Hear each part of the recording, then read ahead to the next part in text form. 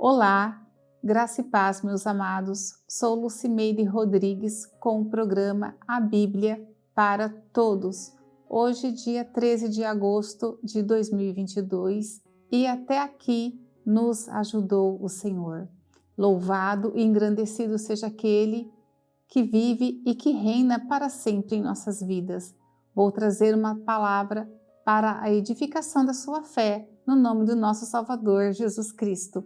Amém, meus amados? Nós vamos ler então aqui o livro de 2 Reis, capítulo 5, versículo 1.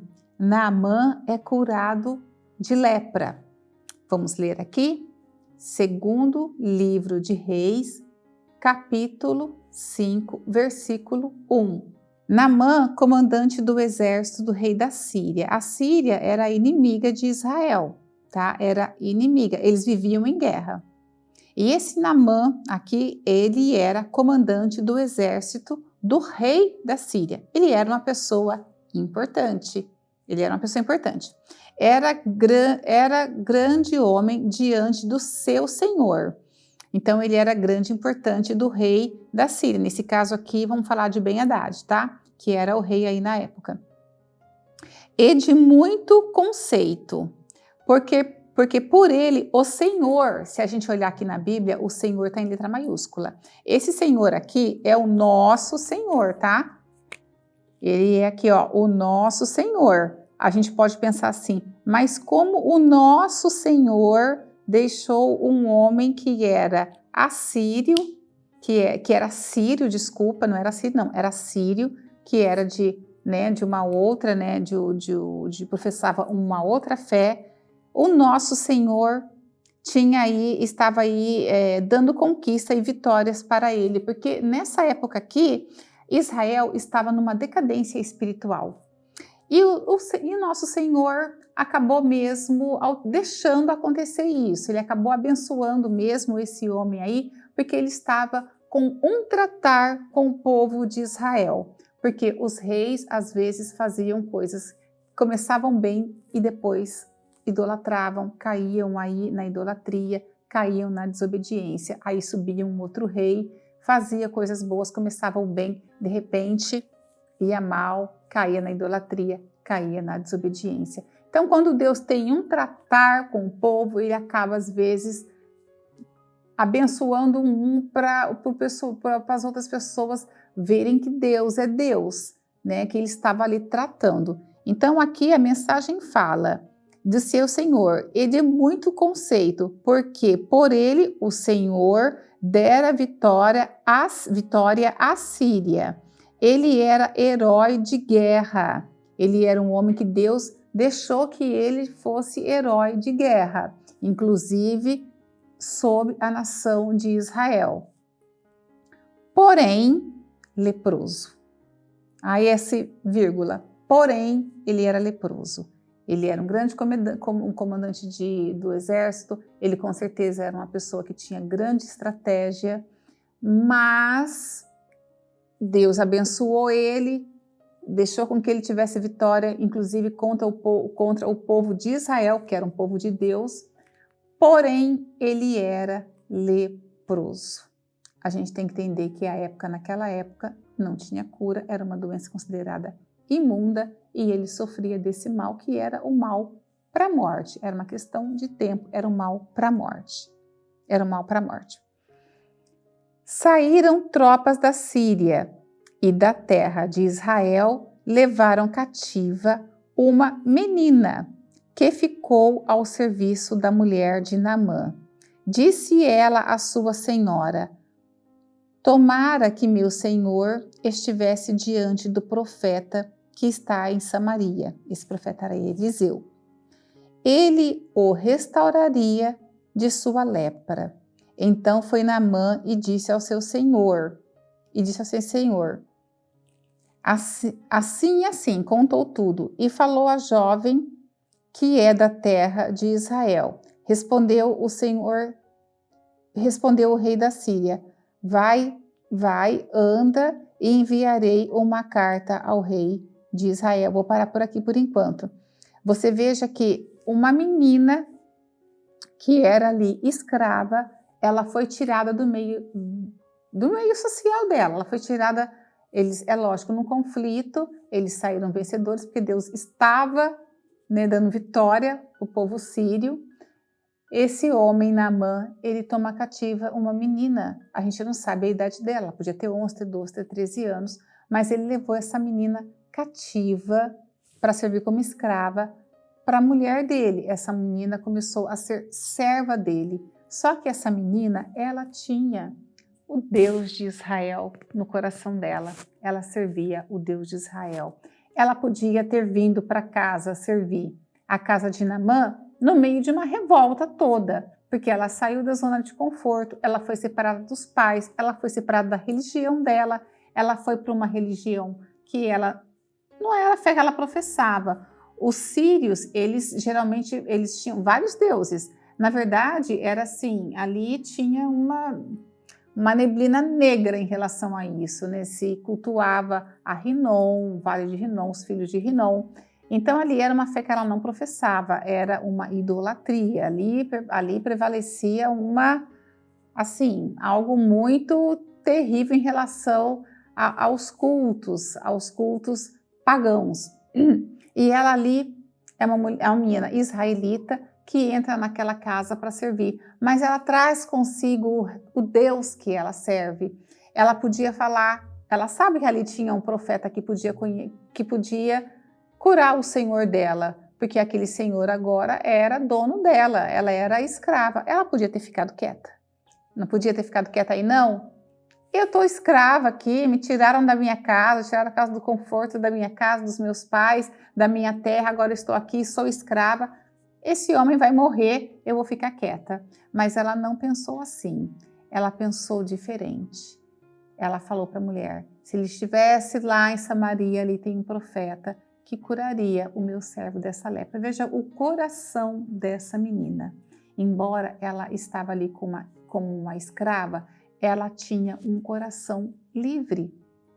Vamos pensar bem, quem que era escravo ali nessa situação? Será que ela era a menina, a escrava? Ou era Naamã, que era escravo da lepra? A menina tinha Deus de Israel no coração dela. Ela era livre, ela não carregou ódio, ela não carregou nenhum tipo de rancor.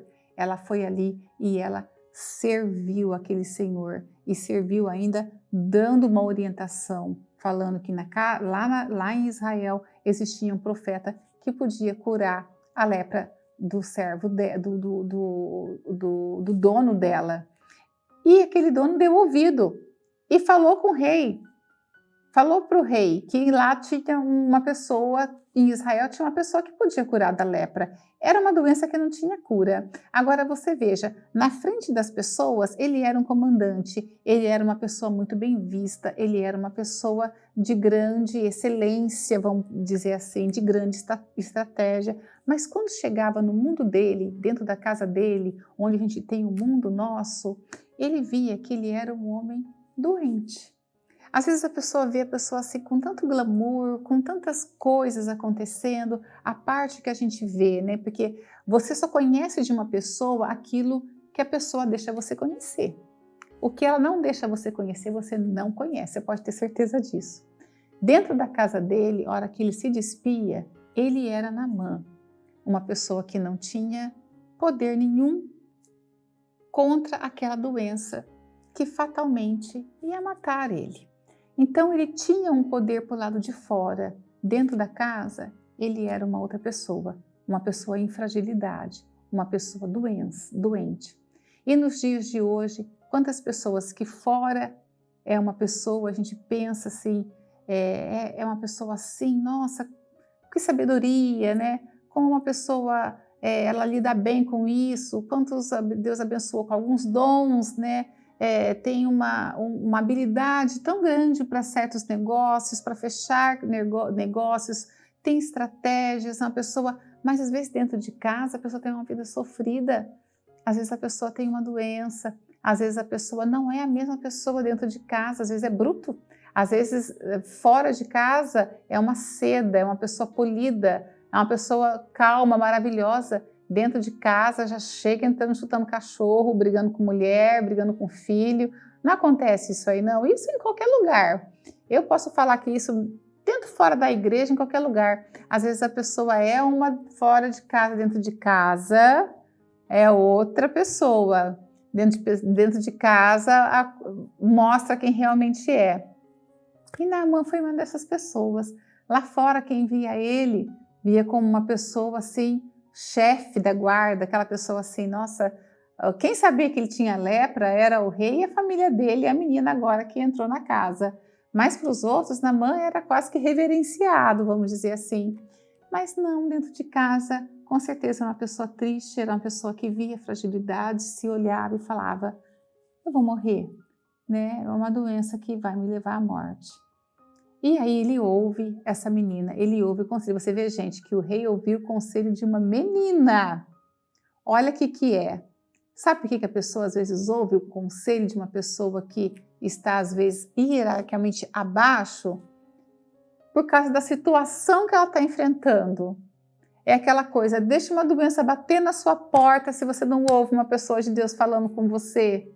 Deixa uma doença bater na sua porta, deixa uma separação bater na sua porta, deixa algo tocar na sua vida para você ver se você não abaixa um pouco a cabeça e começa às vezes a ouvir outras pessoas falar e ouvir de Deus e muitas vezes até ir para a igreja e voltar para Deus. Às vezes a gente tem que ter um toque desse aí para a gente acordar e ver que a vida da gente é breve e que a gente precisa buscar Deus. E que a gente precisa ir buscar Deus. E olha o que acontece aqui. Eu vou falar aqui, tá? Assim, porque a história, né, é meio longa.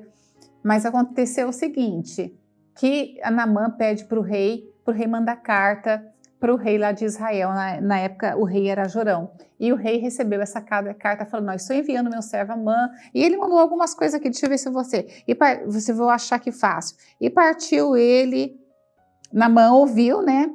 Falou a jovem, que é da terra de Israel, né? Respondeu o rei da Síria. Vai, olha, o rei obedeceu a menina. A menina era uma escrava, gente. Presta atenção no negócio aqui. Olha como as coisas mudam, né? A menina era uma escrava. O rei ouviu. Vai, anda, enviarei uma carga ao rei de Israel. Ele pediu e levou 10 talentos de prata, 6.000 ciclos de ouro e 10 vestes festivas. Essas vestes costumavam ser vestes de ouro, vestes pesadas, caras, e eram usadas só em festivais, em ocasiões especiais. Levou também ao rei de Israel carta que dizia, logo em chegando a ti esta carta, saberás que eu enviei Naamã, meu servo, para que o cures da lepra. Gente, quando Jorão recebeu essa carta, ele ficou doidinho. Ele falou assim, como assim? Eu vou curar esse homem da lepra? Por acaso eu sou Deus? Ele sabia só Deus mesmo para curar, né? E ele era rei de Israel. Por acaso eu sou Deus para curar esse homem da lepra? Esse homem está querendo arrumar confusão comigo, né? Já estava em guerra. Na verdade, a nação ali já estava em guerra, né? Como eu falei, os sírios não eram amigos de Israel. Os sírios era uma nação que estava dominando o pedaço aí, estava tomando conta do pedaço. Quando ele recebeu aquela carta, ele falou, meu Deus, rasgou suas vestes, que raiva! Como assim? Eu sou Deus para curar esse homem? Eu não sou Deus para curar esse homem. Tá querendo arrumar briga comigo, tá querendo arrumar guerra de novo comigo. Mas aí Eliseu ouviu isso aí. Eliseu ouviu, né? Graças a Deus, né? Deus deixa um homem de Deus ouvir. Aí Eliseu fala assim, ó. Então Eliseu lhe mandou um mensageiro dizendo, E ouviu Eliseu. E ele ouviu, porém, Eliseu, homem de Deus. Eliseu foi aquele que precedeu Elias, né? Teve Elias, depois foi Eliseu. Que ele recebeu o manto de Eliseu e Elias foi tomado na carruagem de fogo. Eli, né? Eli. E o rei de Israel rasga suas vestes, mandou dizer ao rei, aconteceu aquilo, rasgou suas vestes, olha, eu não tenho esse poder, só Deus. E Eliseu ouviu aquilo e falou, olha, manda Naamã aqui, que ele vai saber que existe Deus em Israel. Olha que coisa linda, né? A fé de Eliseu, né? Eu sei que você não pode curar, né? O rei mesmo não tinha condições de curar, mas tinha um homem de Deus ali que era Eliseu. E Eliseu falou assim, ó, manda Naamã aqui para mim que eu vou mostrar que existe profeta em Israel. E isso aconteceu. Naamã foi até Eliseu com aquela comitiva toda, os cavalos, suas vestes, suas sedas, aquele monte de presente, né? Porque às vezes a pessoa pensa que pode comprar, né, as coisas, né? E a doença, na verdade, e essas doenças, né? No caso a lepra, hoje tem tantas doenças, né? Não tem dinheiro que traz a cura. A gente tenta várias maneiras, mas não tem nada cura. A gente viu aí o ano 2019, 2020, 2021, pessoas, o dinheiro não salvou ninguém da Covid, não teve, quem morreu, morreu, não teve dinheiro que pagasse, não tem dinheiro que paga a cura, não tem dinheiro que paga a doença. Quando ela vem, né? Se não é Deus ali falar, tira, vou salvar, não é o seu dinheiro, não é o seu glamour, não é os seus status, nada. E nesse caso aqui ele fala, eu vou provar que existe aí um Deus em Israel, existe profeta em Israel, e ele vai ter. Só que aí Naamã chega lá e ele quer ser recebido por esse homem, que afinal de contas ele era o chefe da guarda, ele era uma pessoa que tinha status dentro ali do povo sírio, né? Do exército sírio, lá do exército sírio em Israel. Para Eliseu, você é uma pessoa comum, uma pessoa como qualquer uma outra, e é assim que tem que ser mesmo. Não importa se seja lá fora, aqui você é comum, não tem, por que eu vou ter que sair daqui, eu vou ter que te reverenciar, né, tal, né? Não, Eliseu falou, olha, manda esse homem que está aí, né, com aquela comitiva, aquele ouro, trouxe um monte de coisa para dar de presente, né, para Eliseu, e Eliseu fala, olha, manda esse homem pular 7 vezes lá no Rio Jordão. Manda ele lá pular, que ele vai ficar livre dessa doença dele. Aí acontece o seguinte, ele fala assim, ó, não, porventura, ele contesta, porventura Albana, Farfar, rios de Damasco, melhores do que todas as águas de Israel, não poderia eu lavar-me neles e ficar limpo? Ele contesta, né? Porque eu vou ter que me pular nesse rio sujo do Jordão, lá em Damasco não tem, eu não tenho rios, né? Muito mais limpo que isso. Por que ele queria um rio limpo se ele estava leproso, ele estava imundo? Para que ele queria um rio limpo? Ele estava sujo. E aí, ó, e voltou e foi com indignação. Então se acharam a ele e os seus oficiais, eles disseram, meu pai, porque era costume de, como ele era uma pessoa com acima, né, uma hierarquia acima, os outros falavam, olha, meu pai, né, acaba tendo esse, não que fosse filho dele, mas fala, meu pai, se te houvesse dito o profeta alguma coisa difícil, tipo se Eliseu tivesse te pedido uma coisa muito difícil, olha, você vai ter que fazer isso, um passo, depois vai ser um passo, vai ser 2 passos. Se ele tivesse dito algo difícil, né, acaso fosse, né, tudo bem que você podia até não fazer, né, seria muito difícil. Quanto mais, já que apenas te disse, lava-te e ficará limpo. Quer dizer, tipo assim, o profeta não te pediu nada difícil, né? Você está contestando, está bravo, está nervoso, está irritado, mas o profeta só pediu para você mergulhar 7 vezes lá, isso não é difícil. Vai lá, né? Porque ele era uma pessoa amada, Naamã era uma pessoa benquista. Vai lá, pula aí as 7 vezes no rio, né? Tipo assim, ai, vai, pula, né? O profeta só te pediu isso, não tem nada assim de difícil para você. E então desceu e mergulhou ao Jordão 7 vezes, consoantes a palavra do homem de Deus. E a sua carne se tornou como a carne de uma criança e ficou limpo. Olha só que mensagem maravilhosa, né? E essa menina, né? Que mensagem, que menina, né? A gente olha assim, talvez uma criança, né? Mas ela tinha tudo que Naamã não tinha. Ela tinha liberdade dentro do coração dela, ela servia um Deus livre, ela tinha liberdade, na verdade ali ela não era escrava. Escrava ali, a gente olha, a gente vê quem era escrava ali era Naamã. E aí ele foi e ele ficou limpo. Ficou limpo, a pele dele ficou limpa, ele recebeu um milagre de Deus. Deus tinha com ele mesmo, né? Porque já estava protegendo ele, dando vitória a eles, inclusive em cima da nação de Israel. Deus estava dando vitória. E ali ele saiu limpo. Voltou o homem de Deus e toda a sua comitiva. Veio, pôs-se diante dele e disse, eis que agora reconheço que em toda a terra não há Deus senão o Deus em Israel. Olha a conversão, gente, aqui, olha. O que é a conversão legítima, né? Na hora ele já falou assim, ó, não existe mesmo Deus. Se converteu esse homem ali, ó. Não, senão em Israel. Agora te peço que aceite, peraí que eu me perdi aqui, aceites um presente de teu servo. Ele estava querendo presentear Eliseu. Porque naquela época era muito comum a pessoa achar que o presente, né, era coisa que comprava, e até hoje, né, às vezes acontece isso, né. O homem de Deus, porém, disse, tão certo como vive o Senhor, cuja presença estou na presença do Senhor, não o aceitarei. E insistiu, né, Naamã insistiu com ele para que aceitasse, mas ele recusou. Disse Naamã, se não queres, peço que ao teu servo seja dado, ao teu servo, teu servo, seja dado levar uma carga de terra de 2 mulos, para nunca mais oferecer terra para... Peraí, deixa eu me voltar aqui. Seja dado levar uma carga de terra de 2 mulos, para que nunca mais ofereça este teu servo holocausto, nem sacrifício a outros deuses senão do Senhor. Veja bem, ele não queria, ele se recusou a dar os mergulhos no Rio Jordão. E quando ele saiu de lá, ele queria levar até a terra de Israel. Tá vendo como que as coisas mudam aí? Quando é interessante para a gente, as coisas mudam. Esse homem não queria nem pular no Rio Jordão. Falou, eu não vou pular nesse rio sujo, não sei o quê. Depois, ele saiu querendo levar até a terra de lá. E ele fala uma coisa aqui também, ó. Nisto perdoe-me, Senhor, letra maiúscula, o teu servo, ele pede para perdoar. Quando o meu Senhor, né, porque lá na Síria ele estava servindo a um outro rei, né?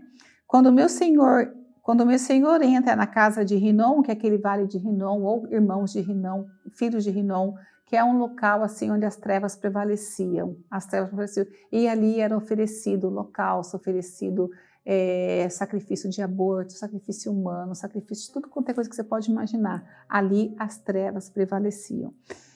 Então o meu Senhor entra na casa de Rinom para adorar, e ele se encosta em mim, em minha mão, e eu também me tenha que curvar na casa de Rinom, porque ele fala, né, eu sirvo também, né, o rei da Síria, e esse rei da Síria serve na casa de Rinom, e eu tenho que acompanhar, né.